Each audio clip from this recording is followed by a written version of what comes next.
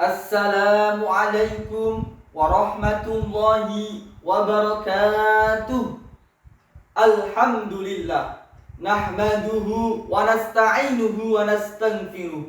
Wa na'udzu billahi min sururi anfusina wa min sayyiati a'malina. May yahdihillahu fala mudilla lahu wa may yudlilhu fala hadiya lahu.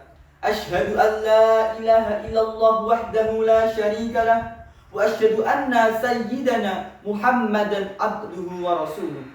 Allahumma salli wa sallim wa barik ala sayyidina Muhammadin wa ala alihi wa ashabihi wa man tabi'ahum ihsani ila yaumiddin, amma ba'd. Yang saya hormati segenap dewan juri yang arif dan bijaksana, dan para pemirsa sahabat dai-daiyah dimanapun Anda berada, semoga tetap dalam perlindungan Allah Subhanahu wa Ta'ala. Amin ya rabbal alamin. Ikhwanul muslimin rahimakumullah. Pada saat ini kita hidup di suatu zaman di mana iptek, ilmu pengetahuan dan teknologi berkembang begitu pesat sehingga menyebabkan perubahan besar dalam berbagai aspek kehidupan, tak terkecuali media informasi. Yang mana dulunya ketika kita ingin mendapatkan suatu informasi, kita harus pergi dulu ke warnet, warung internet, kita harus pergi dulu membeli surat kabar, ataupun kalau dari televisi kita harus menunggu jam tayangnya terlebih dahulu. Berbeda dengan zaman sekarang ini.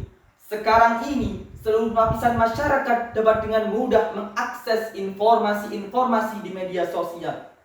Akan tetapi karena sekarang mudahnya mengakses informasi yang dapat dilakukan oleh siapapun dan dimanapun, tak pandang seorang wartawan atau bukan, tak pandang seorang reporter atau bukan, maka dampak buruknya adalah kini informasi yang menyebar dalam masyarakat dari satu gadget ke gadget lainnya seolah-olah sudah menjadi berita yang faktual lagi mutawatir.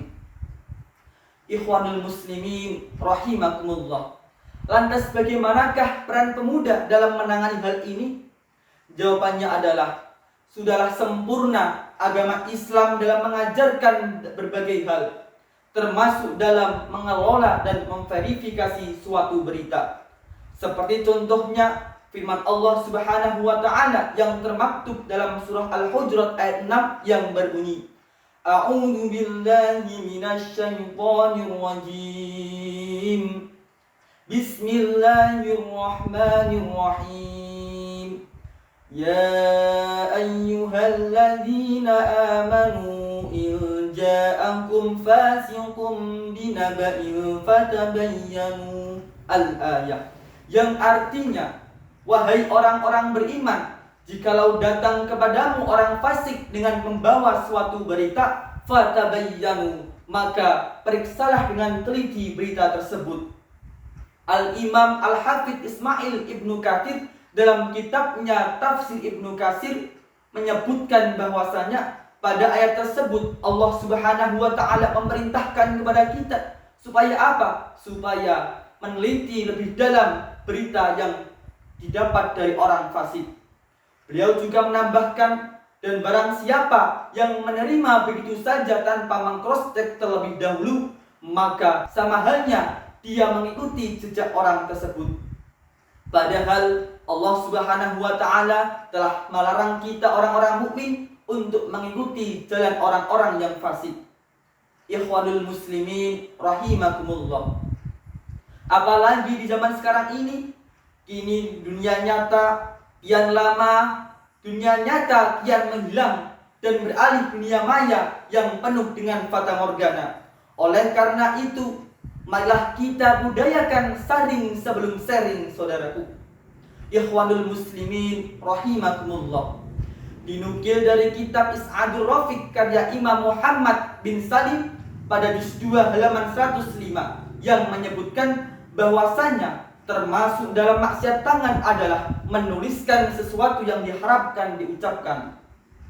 Oleh karena itu, kita diperintahkan untuk menjaga tangan kita diperintahkan untuk menjaga tulisan kita, sebagaimana kita diperintahkan untuk menjaga lisan kita.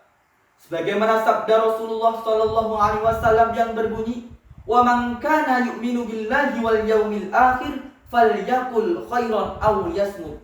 Yang artinya, dan barang siapa yang beriman kepada Allah dan hari akhir, falyakul khairan aw yasmut, maka hendaklah ia berkata tutur yang baik atau lebih baik diam.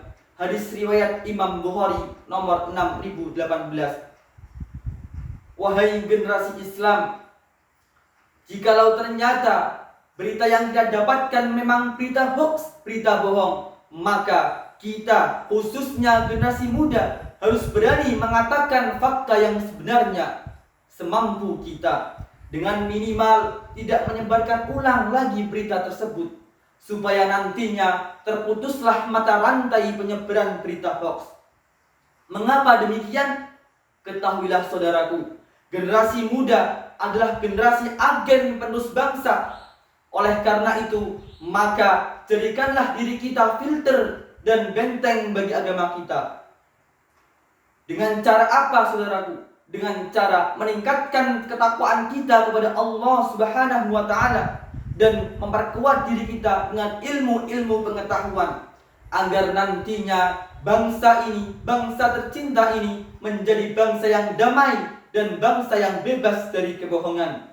Cukup sekian dari saya, kurang lebihnya saya mohon maaf yang sebesar-besarnya. Ihdinas siratal mustaqim. Assalamualaikum